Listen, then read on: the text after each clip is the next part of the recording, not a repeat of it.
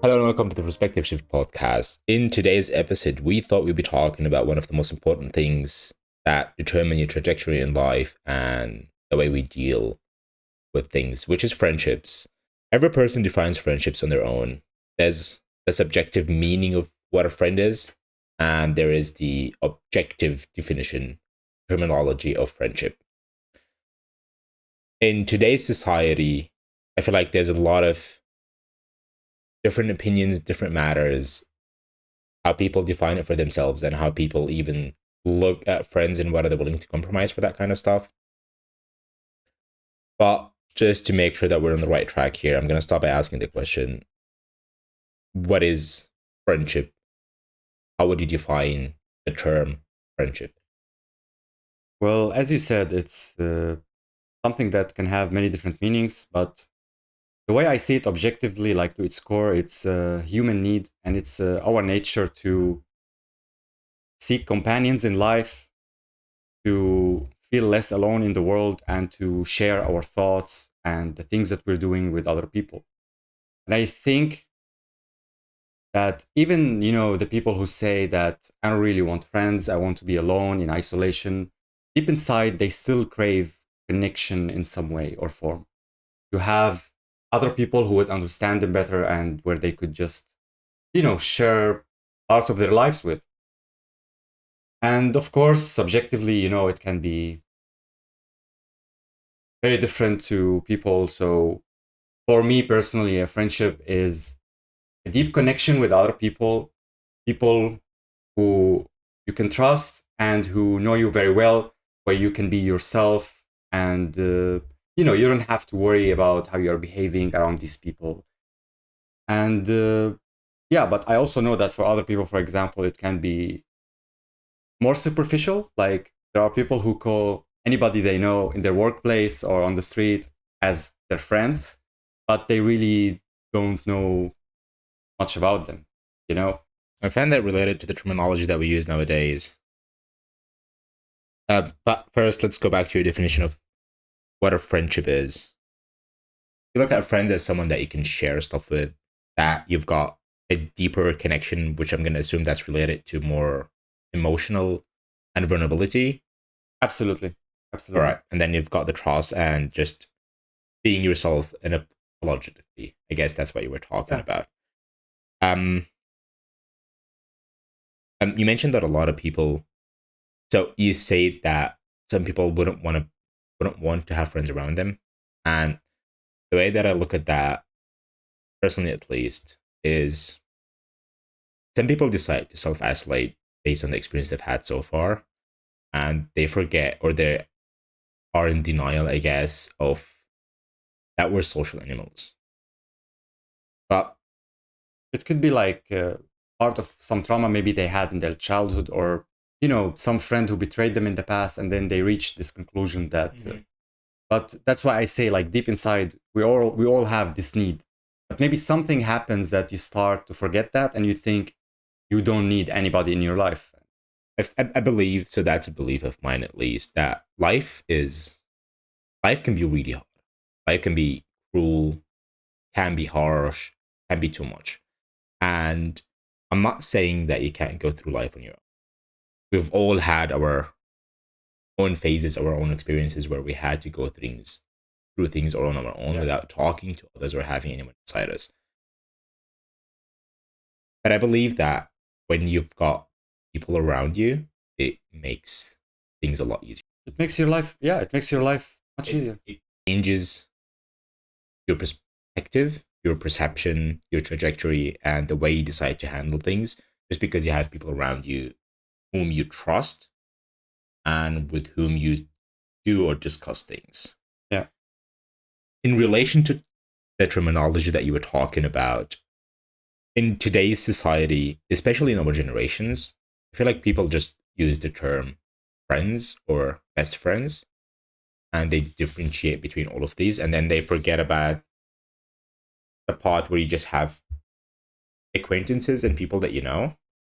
It's like if you look at it like this, so there's this circle where there's you in the middle, then you've got the next circle next to it, which in most cultures, in most cases, people would define as family, and then you go to the bit bigger circle, which is friends or close friends, and then you go bigger, which is acquaintances. Then you go a little bit bigger. Then you've got your community, and then you've got your city, and then Yeah, you've got yeah. your country, and you've got the whole world. But I see as even that I've seen that picture before where it would like with the circle. I don't know if I've seen it anywhere. It just came up in my mind. No, it's actually something that I've seen on the internet. Okay. You know, like Fair enough. exactly the thing that you described. But I just want to say that even that can be subjective. Yeah, You know? for sure. But I'm taking this example as in people forget about the outer layers and they just oversimplify it by being like, okay, this is me, this is my family, these are my friends, or this is my best friends. Everything else is considered a friend. So everyone does it subjectively, for sure. So like, if you want to take me as an example here, I usually define. So when I'm talking to other people, I use more terms, but between me and myself, I define things as a friend or an acquaintance. Yeah. A friend for me is, there's no difference between a best friend or a closer friend or a child friend. I just have friends. Yeah. And friends for me are, I guess, what people would define as best friends. That just the comparison, you know? And then you've got acquaintances, which for me, beneath that falls almost everything else. People that I know, people that, co-workers, for example, gaming buddies, this and that. And I just decided, just to make it simple for myself, I'm just going to put all of these under acquaintances. And then friends under the term of just friends, because I don't have many friends in the friend, you know? That's why just to make it simpler for me and for my brain and just to be able to differentiate between people, I just talk with these two terms. But I feel like it's important to differentiate between friends and acquaintances, because I feel like a lot of people don't know how to differentiate between that. Sure. And they look at a coworker, for example, whose the relationship between them is purely based on the work, and they would still consider, one of them would consider the other a friend, even though it's not really a friendship. Sure. I think it's something that sometimes it's difficult to draw the line to know. Like, I think I do struggle with that personally. Like, you know, you mentioned workplace. Like, even the people that I work with, it's like, I know we're not really friends, but in my mind, I can't also see them as just coworkers. I like to build this trust and to feel like I can be more myself. It's like my brain is always striving to befriend them more, you know? But isn't that just when you move from being acquaintances with somebody to just being friends with them? Yeah, that's what I want. Like my brain is always striving to change the acquaintanceship to a friendship, you know? And I would say that I agree mostly with what you said. Like, I even don't like the word best friend anymore. Like, it just doesn't make sense to me anymore. As you said, it's like people are either your friend or not. And a friend for me has to be someone that you can actually really trust. You can trust them with most things, and you can just say your opinion without feeling that you are being judged. And yeah, and sure, you can also do different activities with these people. For me personally, I feel like friends are people that you can just be yourself. And it's not that they won't judge you, it's that they just know your inner layers and they know the reason why you're behaving the way that you're behaving.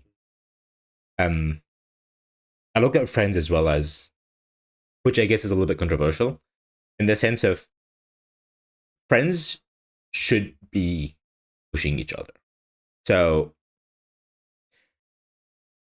I feel like when I was younger, it was a joke that used to go around between me and my classmates. And the joke was like how we all need someone who's going to be brutally honest with us about things and how we can improve things or just do things in a different way. And at this point of my life, I've come to realize that this is actually what a good friend is. They wouldn't regard your emotions. They wouldn't disregard everything that's going on in your life, but they would still be willing to walk up to you and tell you something between the lines of, you've done this, you've done it wrong, in my eyes at least, and those are the reasons, and they're just going to lay everything out for you and help you determine whether it's a wrong thing or not in your own eyes, and what you could possibly do to change that or to improve yourself. The reason why I call this controversial, because I feel like a lot of people don't like this definition, and it scares them a little bit because it includes confrontation and a bit of harshness, maybe a bit of cruelty in it. Okay.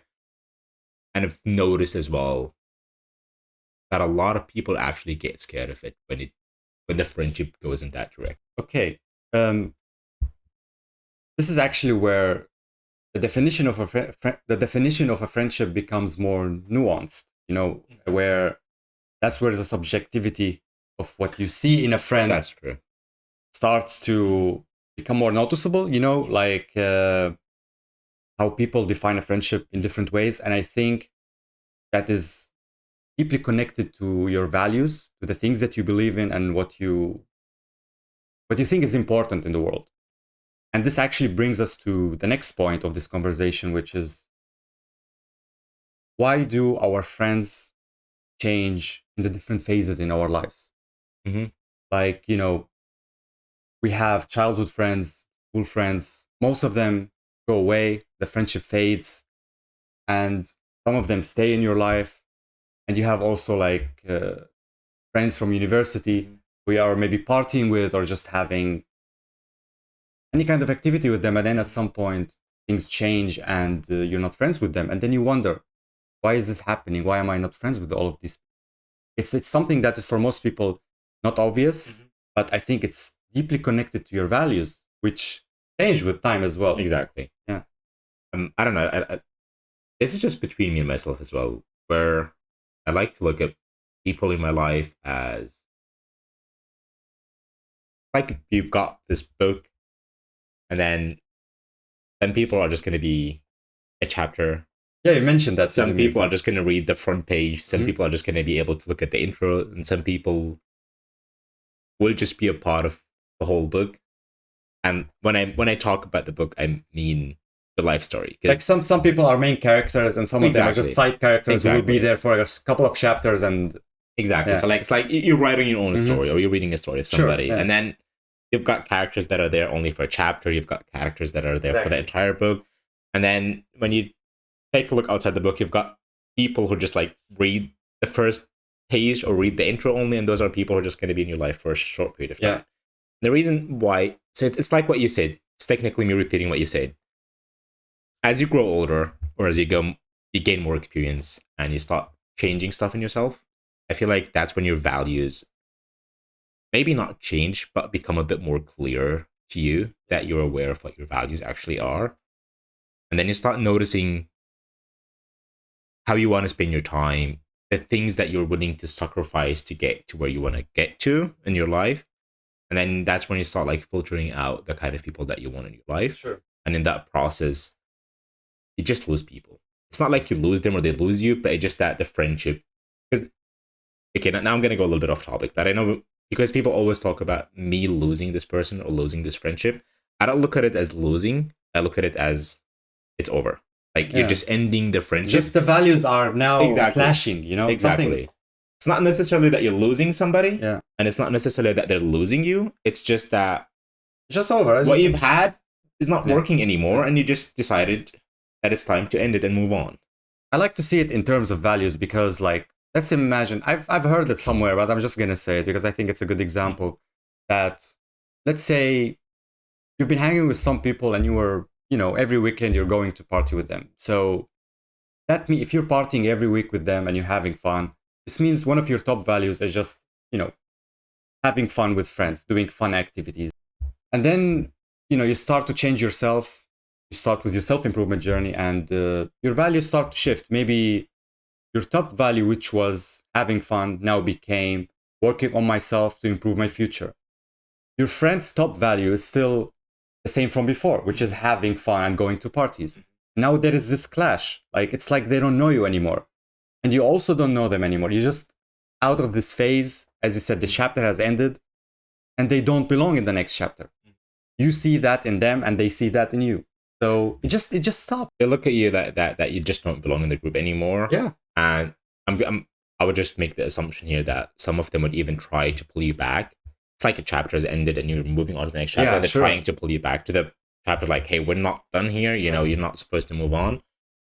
And I guess when that starts happening as well, that's when you start realizing a lot of things. And now it comes, of course, to your end decision whether you want to end it and move on to the next chapter, or whether you want to stay with them for a little bit longer or not. And this is the decision that actually, like, in the moment is pretty hard to take action on, I guess. Like, oh, do I really want to end this friendship? Or, like, that's my personal experience, at least. Like, I'm not sure what to do here. Like, I don't want to hurt this person's feelings, and I don't want to be like the asshole who's just like, I don't want to talk to you anymore. But at the same time, you know that this friendship is just not working for you anymore. And you know so this inner voices, I guess, in our heads start like talking to each other, like what you should do and not. And it becomes difficult to decide. I believe this is where I'm a little bit more harsh, or maybe on the harsher end of things, where I look at my life and I realize how many people I've lost, and then just have to remind myself that even if what I have with this person ends, it's I'm gonna be fine and they're gonna be fine, because it's not like I'm the main character in the life, and it's not like they're the main character in my life either. So like, and besides that, to be honest, before I go on and ponder about this, I like to look at things from a more from a different angle, where I live by the rule, for example, when it comes to friendships and stuff like this, that I'm gonna try my best. So if I'm noticing that it's not working for a specific reason, I'm gonna try to bring that up with this person and see if it's possible that we can find a solution or find a compromise where both of us are happy with it. Because I prefer that when I'm gonna end it, or when it ends, that there's no lingering and no regret. But at the same time, like I said, it's just that you know that you've lost people and you've managed before. And everyone lost people in their lives so far. It's like everyone is gonna manage at some point. I guess it's more about communication. Like, for me, maybe it's more of a struggle. Like, I told you about the inner voices and stuff. Like, I don't know what to do here. Maybe because I'm generally more passive. Like, if I feel like a friendship isn't working anymore, I don't know how to confront that person. So maybe for you, that is different, that you can be more direct and honest about it. That's also more related to your attachment or connection type. So sure, you mean the anxious attachment? Exactly, anxious attached. You've got avoidant attached, sure. And you've got maybe it's a topic attached. Maybe it's a topic for another day too. It's gonna be a topic for another day for sure. Yeah. But there's a lot to talk about. That's how I see the difference, like, between us when it comes to, I guess, starting friendship or ending friendships. Like, for me, it comes more passively. Like, it's harder for me to confront people, so it just happens with time. Like, they start texting less, I start texting less, and then, oh, we're not friends anymore. Okay. It's a bit weird, but like, it is where it is. And as you said, it's like, you also get the sense that this had to happen.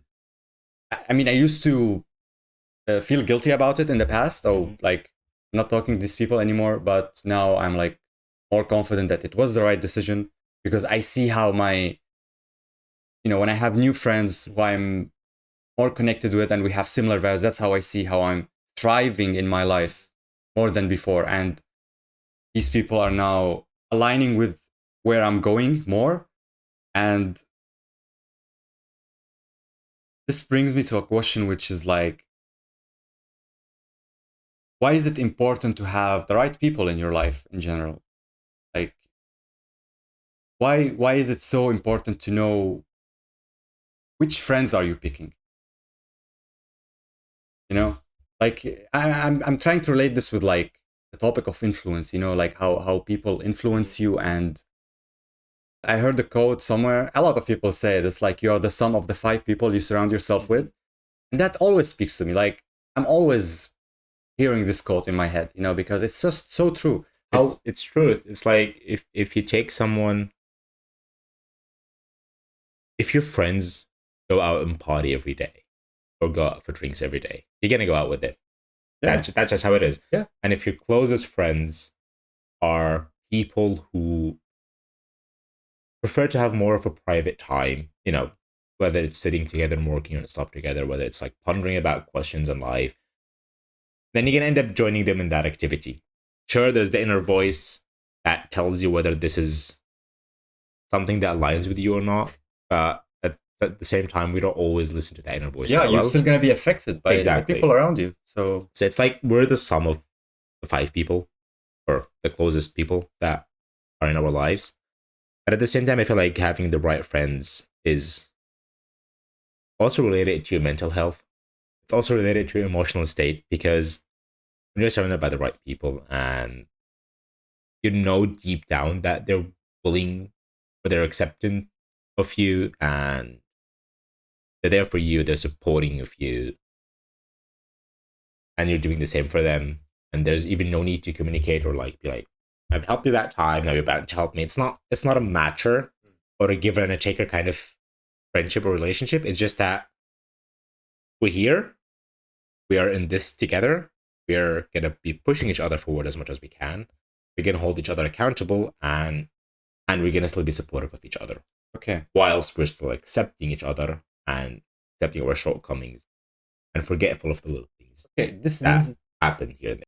This is actually connected to another question I wanted to ask as well, which is like, are friendship transactional? Like, I always hear it often how for a friendship to be successful, or that if it's a good friendship, you need to offer something for that person and that person has to offer you something. Otherwise, there is no value in this friendship. So is the friendship really just that, like you're giving something and taking something, or is there more? Are we talking about giving and taking, or are we talking about bringing? I'm not necessarily talking about materialistic. Yeah, but exactly. So you're talking about bringing something values to the table, like whether it's your values, whether it's like you're feeding another person value and they're feeding your value. You know what I mean? I don't think it's. I don't think you can measure it by that metrics. To be honest,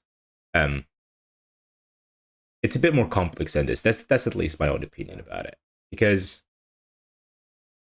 you became friends with this person in the beginning because they were offering a value, because you guys have shared values, yeah, or because you guys have shared goals, or this and this. Sure. So it's not like you became friends with them because they bring this to the table. You just became friends with them because that's who they are.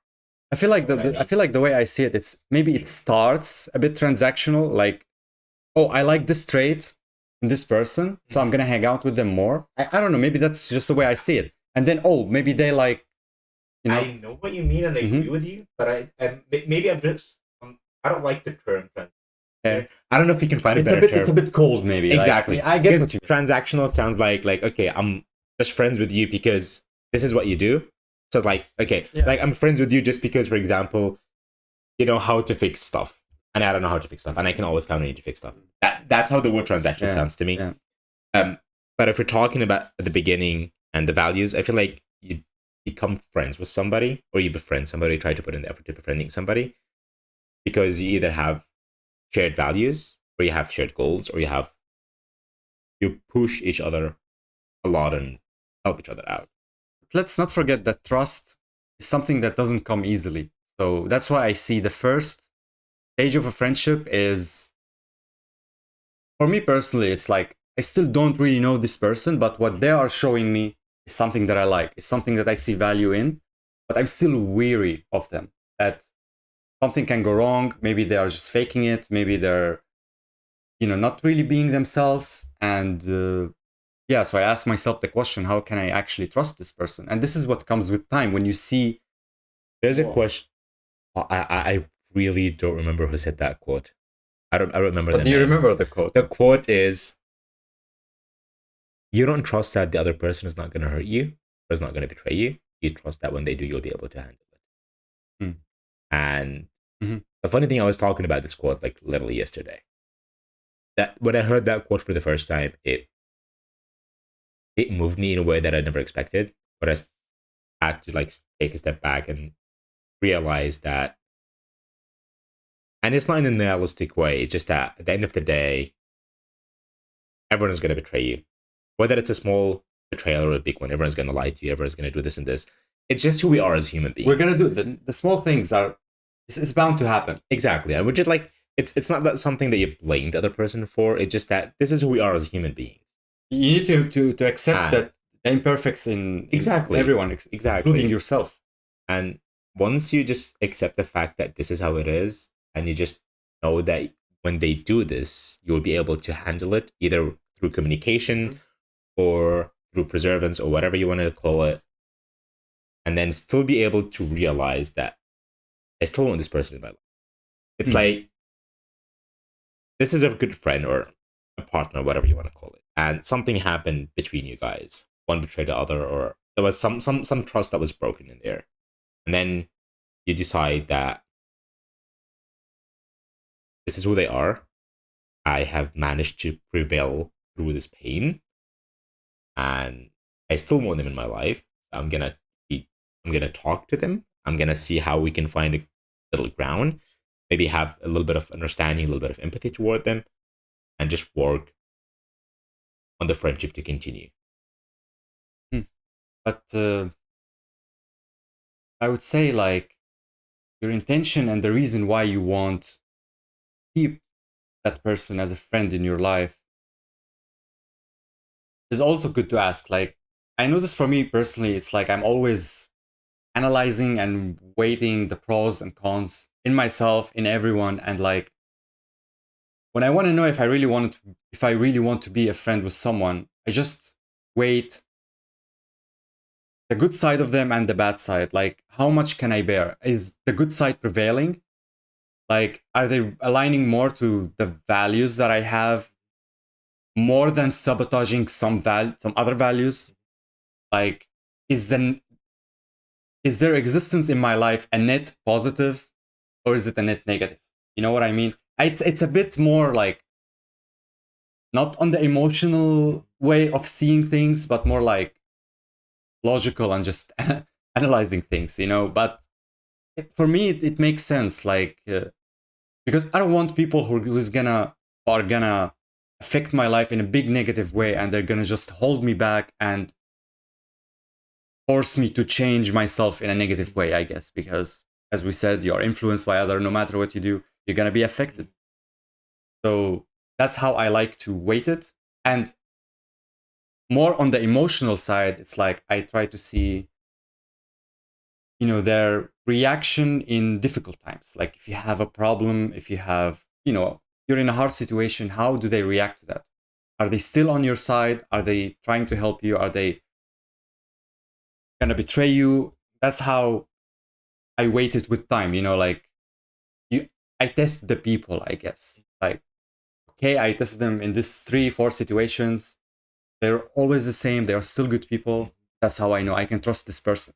And as you said, this trust can be broken. Something might happen. And maybe they will change in a way that they will, as you said, betray you no matter what. And there is no way to go around that. You just gotta trust anyway, and keep the friendship anyway, because you see value in this person and you want them in your life. You want them in your life. For me, it's actually quite simple. So I just ask myself, do I see this person in my life forever? Do I see this person as a part of my life for years to come? So you make it more simple, actually. Exactly. And then, of course, that question, if you want to go into the details of it and try to, you know, have a bit of understanding of what are the metrics that I use for this question, it's similar to yours, but it's in a way more simple. Do I want this person in my life? And when I say do I want this person in my life, it means that I want them there for at least years to come, which could be till the day I'm dead or till they're dead or whatever.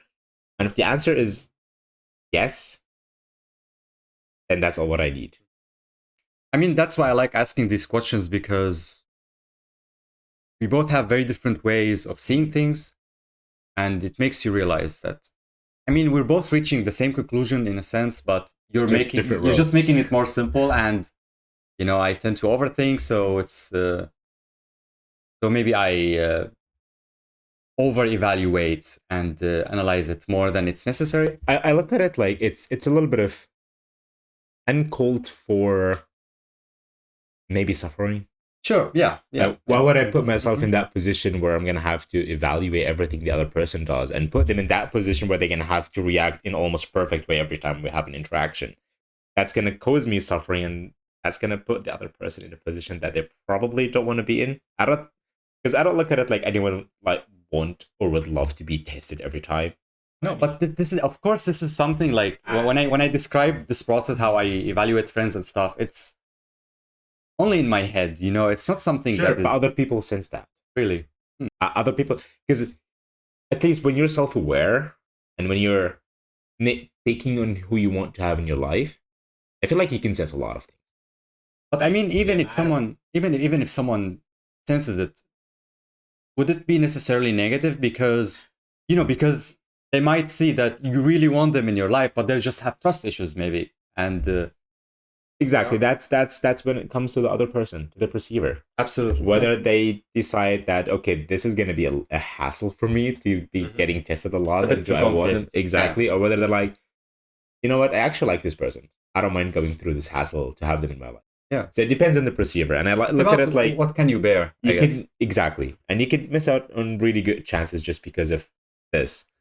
Because some people, and I understand it, because That makes even sense. I'm sometimes like, I don't want to put up with this hassle, and I don't, and sometimes I'm like, this is an interesting person. I would actually like to put up with this hassle to see how or where it goes, and then see how it goes. But at the same time, I feel like there's a lot of chances that you could miss out on just because you're putting somebody through this. It's not necessarily a negative thing. It's just that you're putting somebody else in a position that they probably wouldn't want to be in. I doubt that. If I'm gonna make an assumption, I would say like maybe about 5 to 10% of people would like to be tested the whole time, like their way of getting validation. But the other 19 to 95% of people just like don't want to be tested.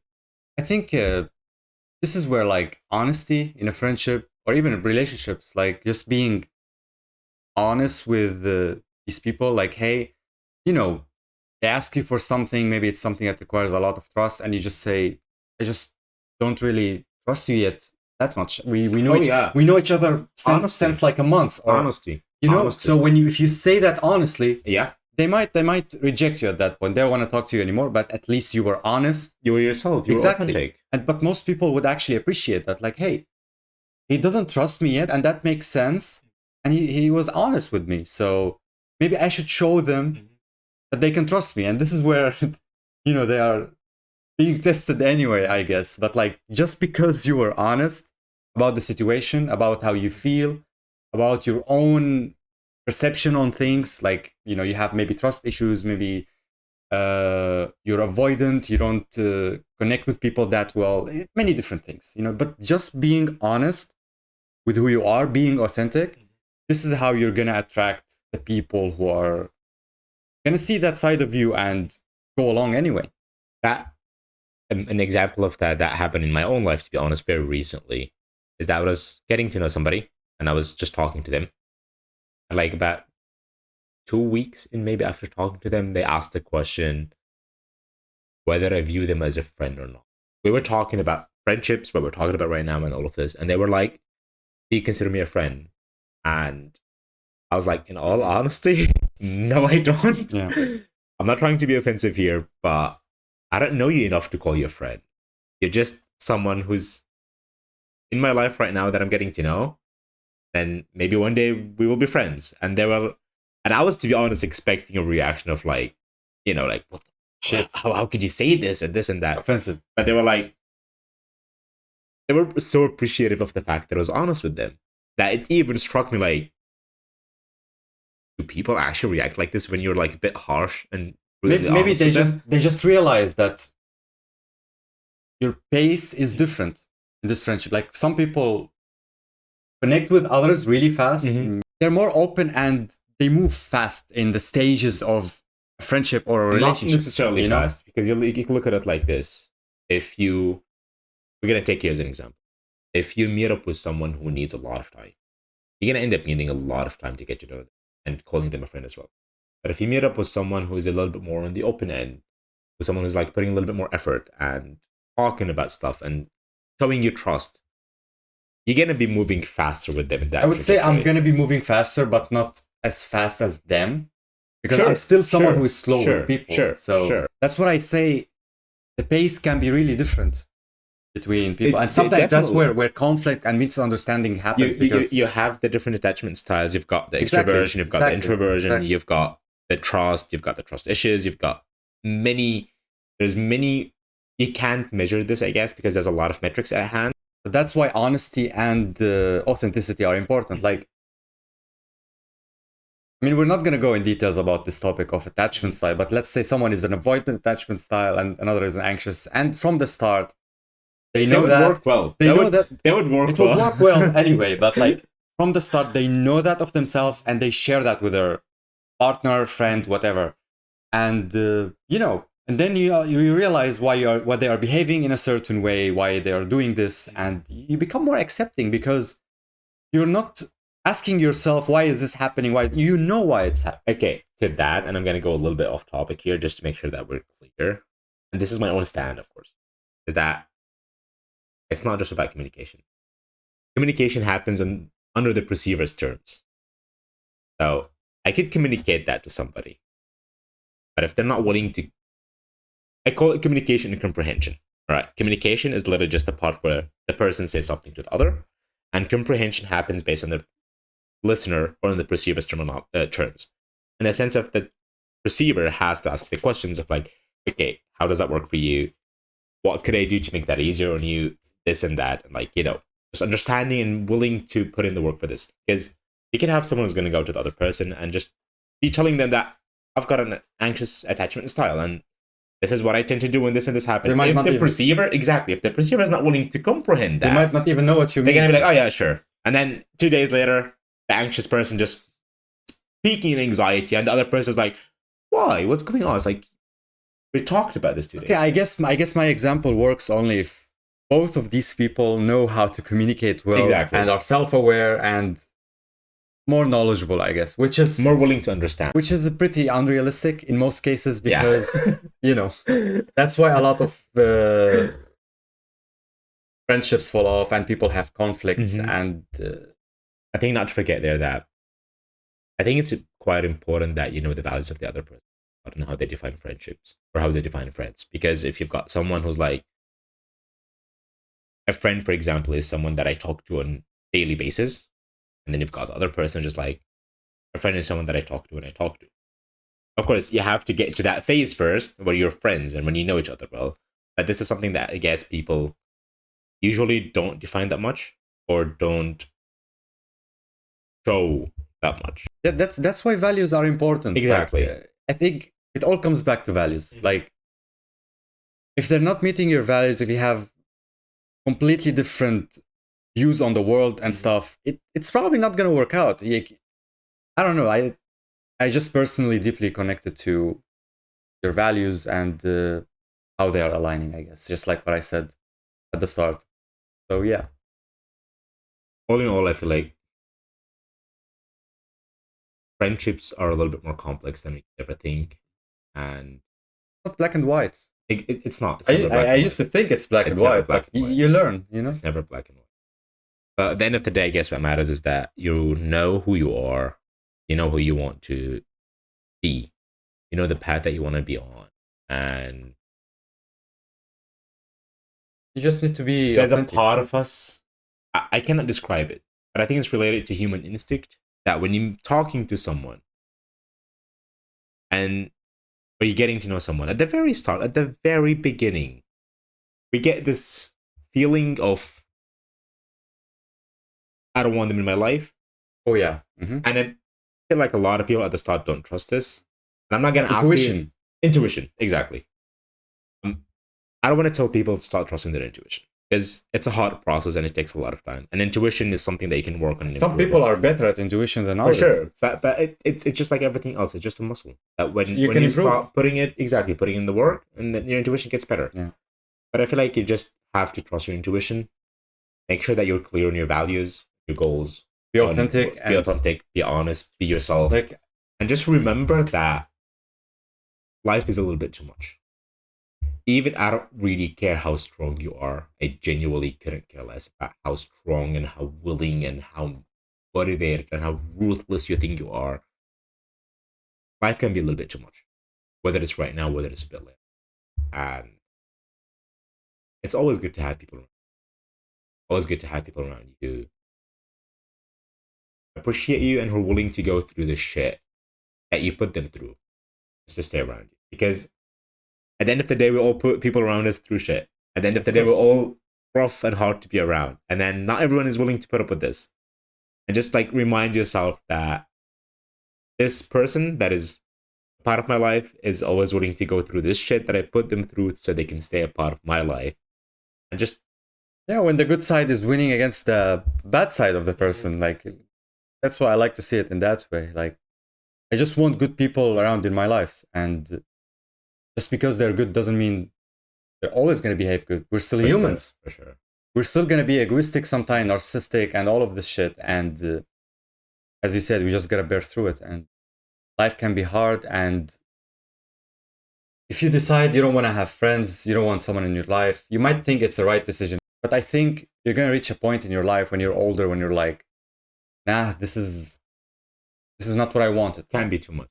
Can be too much. Like, Can be too much. you would, when you start to get older and maybe your physical health and everything is getting worse and problems are happening and you don't have anybody in your life, like, you really want to deal with that, everything on your own, nobody to share anything and tell them anything or ask for help. It's like, I don't know, it's just a bit too depressing in my eyes, I guess. Like, especially when you get older. Each their own, I guess. But I feel like eventually people come to realize that this is what I want, this is not what I want. This is the kind of connection that I want, this is the kind of connection that I don't want. Then that's maybe when they start differentiating between the kind of connections they've had so far and the kind of connections that they want in their life. Yeah. And then that's when when you start to pick better friends. Exactly. That's when everything starts reshaping itself in life and maybe taking a turn into a different path that they've never expected themselves. Yeah. I think it all goes back to just a couple of points, which is knowing your values, being authentic, and that will just attract the right people in your life. You just need to focus on that. Don't show things that they are not who you are just to please other people, because these people are just going to see that fake side of you and they don't know who you are. They don't know your values. And then when they see you without that mask, when it falls off, they're not going to be, they will not want to be in your life anymore, because it's not the version of you that they got interested in. It's also exhausting to have 100 different masks on with every person that you meet, and then you've got the clash when you have two people there who know different masks for you, and then you're just like, okay, which mask am I putting on right now? What am I doing? Oh, it can be very stressful. I've been there. Trust me, it can be too much. It's not a good place to be in when that happens. I feel like people forget that even if 100 people don't appreciate for who you are, there are people out there who are going to appreciate you for exactly who you are. You might only have, and you will not get to meet these people unless you are yourself. Like maybe you're afraid, if you're authentic, that a lot of people are just going to reject you and only a few are going to accept you. But just think about it, that these few people who are going to accept you, you're going to have a much better friendship with them and you will know them in a deeper level, and you can just be yourself and share your interest with and talk freely. You don't have to show off. You don't have to fake anything. It's going to be an easy ride, I guess. It just happens naturally. Yeah, you don't have to try. So that's why it's worth it to, realize who are the people in your life. Are they the right friends? Are they really positive in your life? Do you have to cut off some people in your life, maybe, even though it's a really hard decision? And you're going to have patience that you will meet the right people at some point. It takes time, I guess. And don't forget to appreciate the people in your life who are willing to put up with the shit that you're doing all the time. That's also important. Yeah. All right, so I think we can end it here. That was a very meaningful conversation, and it's a topic. I guess we need to talk about it a little bit more in today's society. But I guess that happens with time, and it comes at some point. I think the definition of the word itself, it's just changing because of like social media and stuff. Like now we consider, I don't know, you have 100 followers on Facebook or whatever, and you consider them your friends, but they're not really friends. Just the whole definition of the word is just being split into many different. Yeah, exactly. So it's a word that's maybe losing its meaning, even though it's a very deep and meaningful thing. So yeah, thank you for watching, and we'll see you in the next episode.